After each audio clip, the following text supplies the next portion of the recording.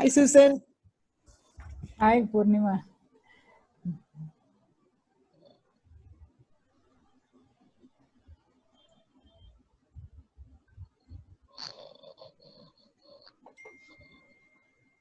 So, shall we start the program? Yeah. I think more than 20 people have joined. Namaskar.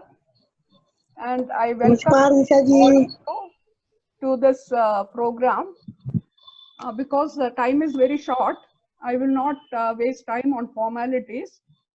I would like to specially welcome our President of AWC, Sheila Kakde. I think she has just joined. Sheila, welcome, and thank you so much for joining in spite of your hectic schedule at home and otherwise. And I don't know if Secretary General Kuljit has joined. Kuljit and No. Rahana, and They are not. our very senior member Kalpakam Yechuri. I welcome all of you and thank you for joining us.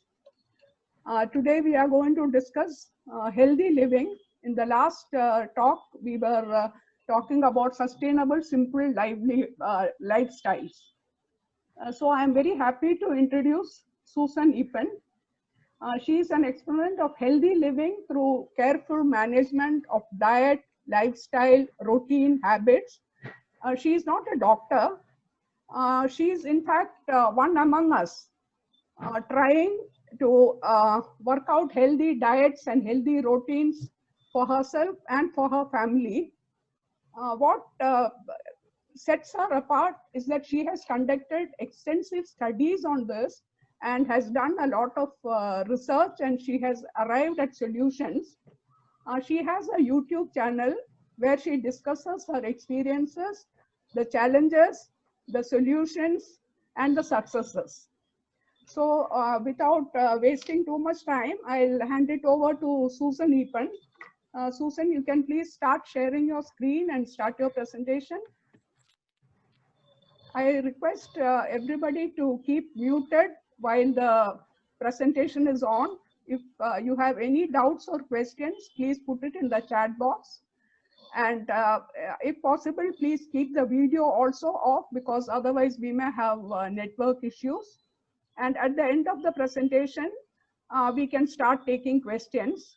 And only one caution, since this slot is only for 40 minutes, you may get cut off after 40 minutes, but then I have booked the next slot as well for another 40 minutes. So if this gets disconnected by any chance, please go back to the group. I'll put the link to the next meeting. You can connect that and come back again. And if anyone is not getting the link, you can please WhatsApp me and I'll send you the link separately. Thank you. And please, Susan, you can start now. Thank you, Usha ma'am. I'm very happy to be here, and I think it is an honor to be invited to talk in this forum, because I have heard the last meeting and the last one on sustainable living, and I know what good standards you have.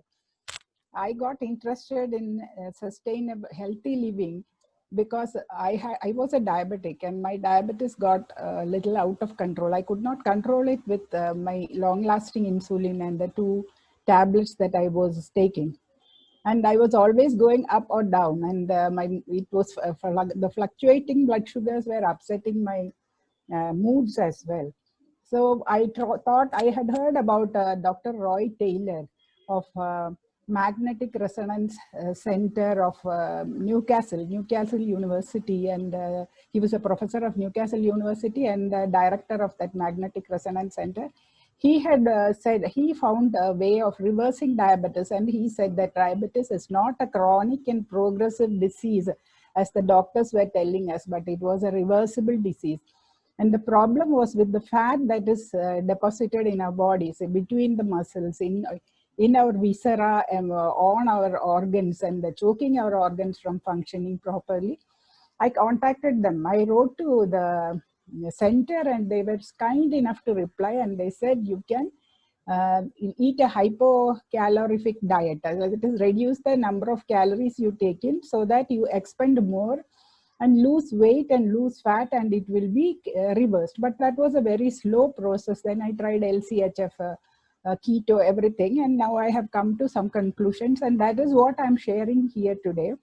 But this is not about diabetes, it is about healthy living.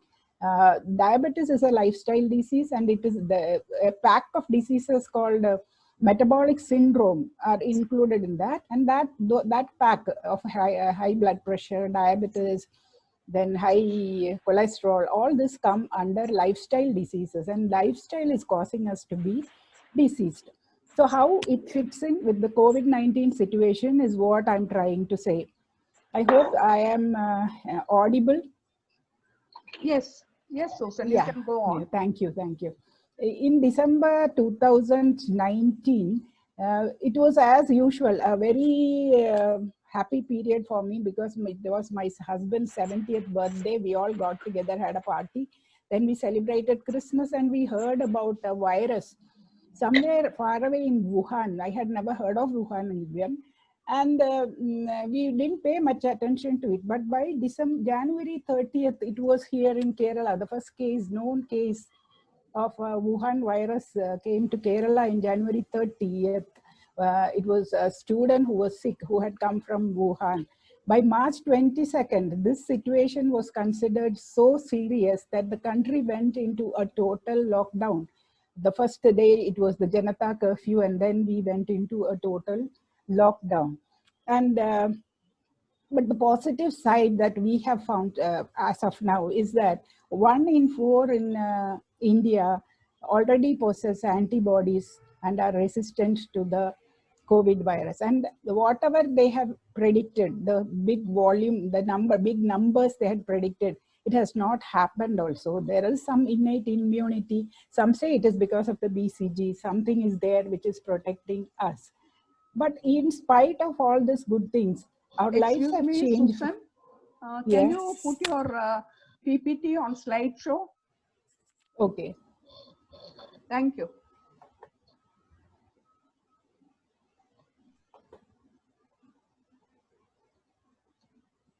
Yeah, sorry for the interruption. But our lives have changed forever. The human race itself has suffered. It is not just India or the USA or any country. And it is like a world war. The world war has happened. And this war is such that it is different from the previous wars, in that we do not know the enemy. The enemy is a stranger, and we are now only learning about him and him or it or whatever it is. And the enemy attacks from places we least suspect, where it would appear, how it would appear. New symptoms are emerging every day, saying that this is the new symptom of COVID, this is the symptom of COVID. And medicines are also not there, which is 100% efficient, and there is no vaccine as of now. And how long the situation will continue, we do not know. Will we go back to the old normal? That is also unknown. Eventually, maybe, but not very soon. Many questions are still unanswered about the mutation of the virus, and whether the vaccines will have to be remodeled every year, etc. But we as a human race, we are very adaptable, and we are very strong. There is an inner core strength in us. And the devastation but we have learned to overcome the situation by many measures. And in spite of masks, we can interpret the smiles, the moods and the expressions through voice and eyes. And in spite of the masks and the restrictions in going out, we are meeting like this on Zoom or on WhatsApp video chats, and we are getting together and we are sharing hugs through emojis and emoticons.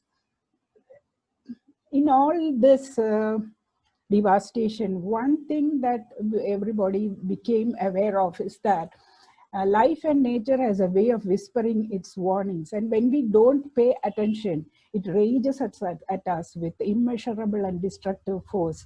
That is what we see in COVID-19. That is what we see in the forest fires of California, the increasing temperatures setting fire to the grass and dry twigs and of the forest. The forest fires are natural, but not to this extent. Why do so many people suffer and die through this small virus? How could a tiny infection, how could a tiny invisible virus easily overcome the human being? What is it that has made us and has made eroded us and our and nature as well, or eroded us of our immunity and nature of its balance? There are so many things which are there which we can no longer ignore. And what is the reason that in some countries there is a disproportionate casualties among the minorities? It is clear that something is terribly wrong with our way of life, our society, and our diets.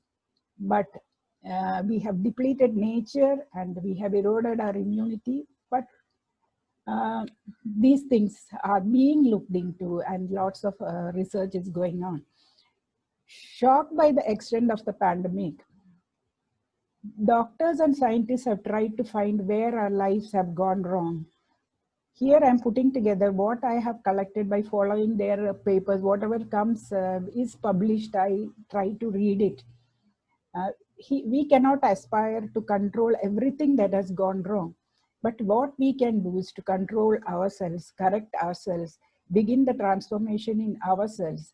This is the way to live a wholesome life beyond COVID too, according to me. Let us take our health into our hands. By adopting a healthy life and by protecting ourselves, we protect others also who are close to us.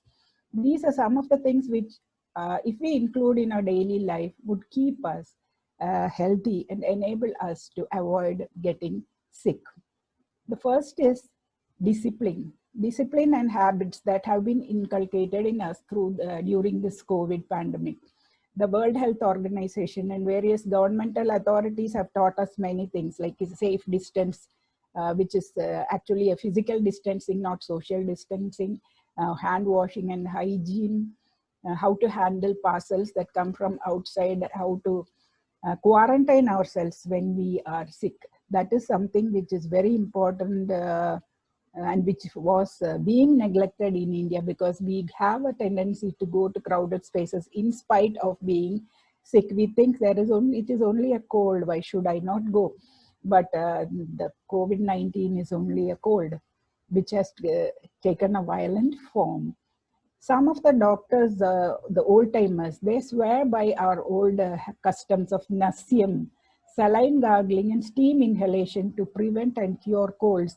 And they had also suggested that steam inhalation be considered as one of the therapies in addition to the medications for COVID-19.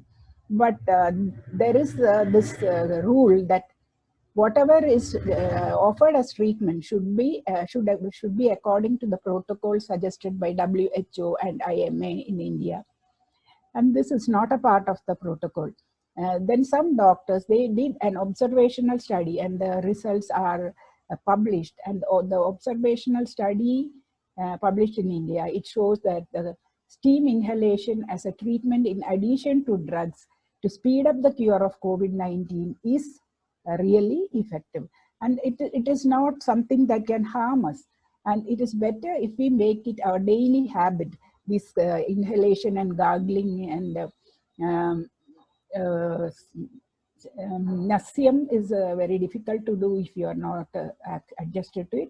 So gargling and steam inhalation are easy to do and easy to make a part of our routine, especially when we come home from outside, when we are exposed to the virus, and when we come back, it is better to do a steam inhalation. My brother-in-law is a doctor. He is over 70. He's diabetic. He's attending hospital every day, and this is part of his routine. As soon as he comes in, he changes clothes, he has a bath, and then he will do the steam inhalation. So far, by God's grace, he has not contacted the illness. Then